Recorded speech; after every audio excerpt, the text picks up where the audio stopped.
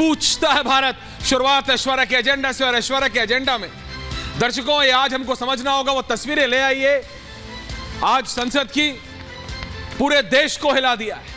जब 1 बजे के आसपास वो ये तस्वीरें निकल कर आई, वो तस्वीरें अंदर की, हाँ ये 10-15 विजुअल्स हैं।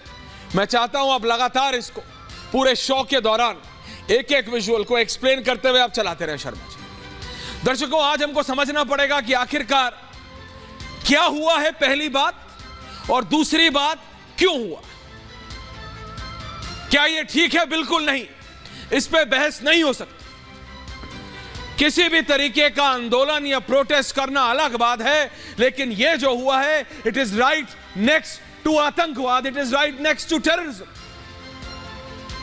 देखिए आंदोलन, क्योंकि ये जो 4 सुबह पता लगे 2 हैं, फिर लगे कि 2 अंदर हैं और 2 बाहर हैं, फिर पता लगा कि एक व्यक्ति इनको लेके आया, फिर पता लगा गुड़गांव में एक व्यक्ति के घर में ये रह रहे थे, तो टोटल आधे दर्जन से ज्यादा लोग हैं। मेरे को जो मेरी बात हुई है मेरे सूत्रों से, करीबन 7 लोग हैं, 7 लोग, 7 पीपल। यह आपको समझना पड़ेगा। बड़ी चूक हुई है संसद की सुरक्षा में, let there be no doubt about it, no doubt हुई है। मैं चाहता हूं आप जरा ग्राफिक ले आइए, संसद के ग्राफिक्स ले आइए। यह आपको समझना पड़ेगा, ये जो 1 2 3 4 हैं ये वो सब सांसद हैं, क्योंकि वॉच एंड वार्ड बाद में आई, संसद के सुरक्षा कर्मी बाद में आए। अब जो हमारी नई संसद है वो मोर और लेस ऐसी दिखती है। एक तरफ नई संसद है, दूसरी तरफ पुरानी संसद। और किसी जमाने में यानी 2001 में से भी पहले 94, 95, 94, 95 अगर मैं गलत नहीं हूं तो इस रोड पे बसें चलती थी। ये वो रोड है जो 7 RCR के बीच से निकल के संसद को क्रॉस करती हुई जाती, लेकिन ये 94, 95 के बाद बंद कर दी गई थी सुरक्षा के मद्देनजर। तब सिर्फ पुरानी संसद, इस तरफ पार्किंग होती थी, सांसद अपनी गाड़ी पार्क करते थे, सुरक्षा का इंतजाम था, सुरक्षा वालों के बैरक्स बने हुए थे। तो आज ये जो अटैक हुआ है ये अटैक से कम नहीं है। वो इस परिसर, ये जो नई और पुरानी संसद का परिसर है, एक उसके बाहर हुआ है और एक अंदर नई संसद के अंदर। और ये नई संसद को हमने समझाने की कोशिश की है ग्राफिक के द्वारा। ये बाहर का जो प्रोटोकॉल ये होता है मेन एंट्रेंस, ये थोड़ा बड़ा होता है, ग्राफिक्स में हमने दिखाने की कोशिश की थी, वापस जाएंगे दोबारा चलाएंगे। वो होता है नंबर 1 जो सुरक्षा का, वो जो पहला है, यहां पे पहली सुरक्षा होनी चाहिए, ये पहला चेक पॉइंट है सुरक्षा का। ये जो आप एक आदमी को स्कैन होते हुए देख रहे हैं, ये वो पहला सुरक्षा। ये दूसरा है, जब आप संसद के मेन द्वार में अंदर जाते हैं, जब आप संसद के जो नई संसद है उसके मेन द्वार में जब आप अंदर जाते हैं तो ये दूसरा लेवल ऑफ चेक पॉइंट है। दूसरा लेवल, पहली गलती बाहर हुई, दूसरी गलती यहां हुई, और अब अंदर बढ़िए।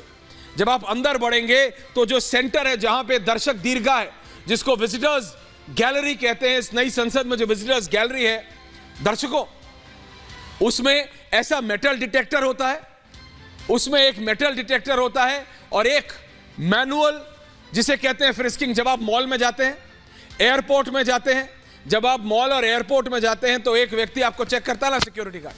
वैसे CRPF के व्यक्ति बाहर तैनात रहते हैं जो गेट 1 और गेट 2 है, और अंदर पार्लियामेंट वॉच एंड वार्ड के नाम से जो जानी जाती थी, और अब पार्लियामेंट सिक्योरिटी गार्ड्स हैं जो, उनके पास वेपन्स नहीं होते, वेपन्स अलाउड नहीं है, वेपन सिर्फ CRPF के पास होते हैं और वो आउटर पेरिफेरी पे होता है। 2001 के बाद आज ही के दिन 22 साल पहले हमारी संसद पे जो अटैक हुआ था, जो आतंकवादी अटैक, वो विजुअल चला दीजिए 2001 के जो वो अटैक हुआ था, उसके बाद ये निर्णय लिया गया था कि सिर्फ प्रधानमंत्री के साथ जो SPG है, राष्ट्रपति और उपराष्ट्रपति के जो अंगरक्षक हैं, उनके पास वेपन्स रहेगा, उनके पास असला रहेगा, बाकी किसी का भी कोई भी असलाधारी संसद के अंदर नहीं जा सकता। अगर आपको याद हो 2001 के विजुअल चलाइए, ग्राफिक्स हटाइए और सिर्फ विजुअल चलाइए, टेक्स्ट हटाइए। 2001 में जब यह आतंकवादी हमला हमारी संसद पे हुआ था, तो उस समय के हमारे उपराष्ट्रपति के अंगरक्षकों के पास जो असला था, जो वेपन्स थे उनके सिक्योरिटी गार्ड के पास, वो थे फर्स्ट रिस्पॉन्डर्स। हमारे वॉच एंड वार्ड और जो आउटस्कर्ट्स पे जो हमारे पैरामिलिट्री और दिल्ली पुलिस के लोग खड़े थे वो आए, लेकिन जो मॉडर्न असला, जो ऑटोमेटिक वेपन्स, वो उस समय के तत्कालीन उपराष्ट्रपति के जो अंगरक्षक थे उन्होंने रिस्पॉन्ड किया था, वो संसद के अंदर थे। लेकिन उसके बाद ये एक प्रोटोकॉल बना दी गई। ये तब की तस्वीरें आपको दिखा रहा हूं क्योंकि आज जो हुआ है उसमें यहां सिर्फ स्मोक बॉम्ब थे, लेकिन वो स्मोक बॉम्ब संसद के अंदर। मैं चाहता हूं आप मेरी तस्वीर बीच में ले आए, एक तरफ 2001 की तस्वीरें और एक तरफ आज की ये तस्वीरें। Thank you very much, thank you very much. ये आपने 2013 की दोनों तस्वीरें चला दी, एक तरफ 2001 की तस्वीर। Thank you. इन दोनों में बहुत फर्क है, जमीन आसमान का फर्क है और टचवुड फर्क है।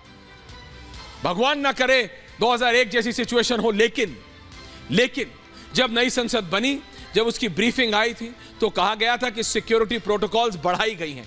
क्या सिक्योरिटी प्रोटोकॉल्स बढ़ाई गई? पूछता है भारत। नहीं, अगर बढ़ाई गई होती तो यह हालत नहीं होती, क्योंकि मैं आपको बता रहा हूं 8-10 साल अर्नब गोस्वामी ने मौका दिया है हमको संसद कवर करने का। मैं बता रहा हूं संसद में जब आप अंदर घुसते हैं तब आप जैसे एयरपोर्ट पर जाते हैं, अगर आपने जैकेट भी, आजकल सर्दियां हैं, आप समझते हैं फूली फूली जैकेट पहनी है या किसी महिला ने कोट पहना है तो वो कोट उतारना है, बेल्ट उतार के दिखनी पड़ेगी, मोबाइल फोन उतारना पड़ेगा। ये तो वो आउटस्कर्ट्स वाला जो बाहर संसद का जो मेन गेट है वहां पे एंट्री होती है, तब ये होता है।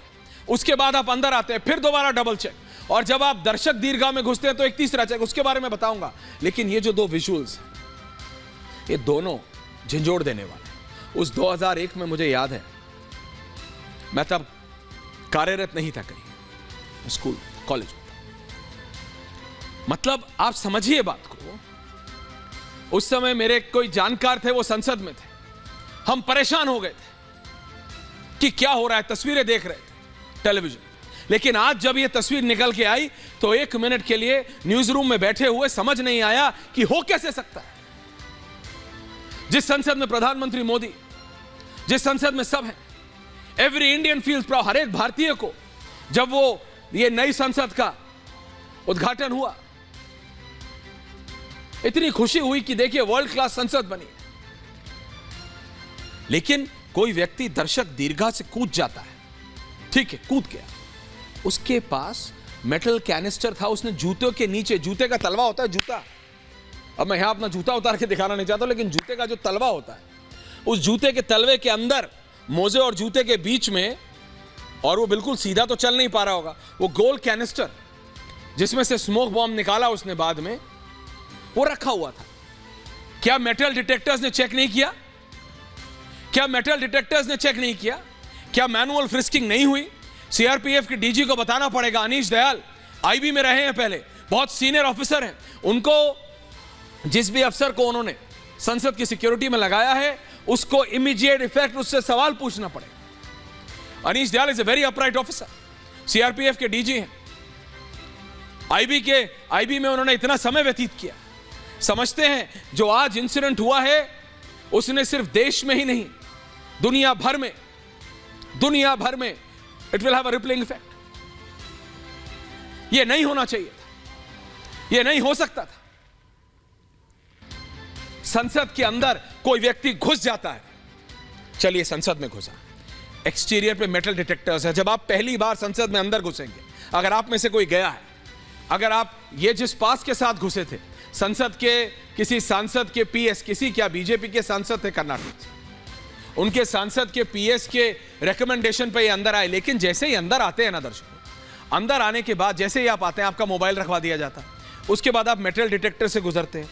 तो या तो ये आज नहीं लाए, दो तरीके हो सकते हैं, या तो ये आज यहां से जब आप गुजरते हैं तो मेटल डिटेक्टर पहले वाले से, अगर जैकेट भी पहनी है तो उतारनी पड़ेगी, बैग लाए हैं तो डालना पड़ेगा, और विजिटर्स को बैग अलाउड नहीं होता, मोबाइल फोन अंदर अलाउड। सोचिए मोबाइल अलाउड नहीं है और ये स्मोक बम अंदर जा रहे, कैसे जा रहे, कैसे गए, कैसे गए, लेकिन गए।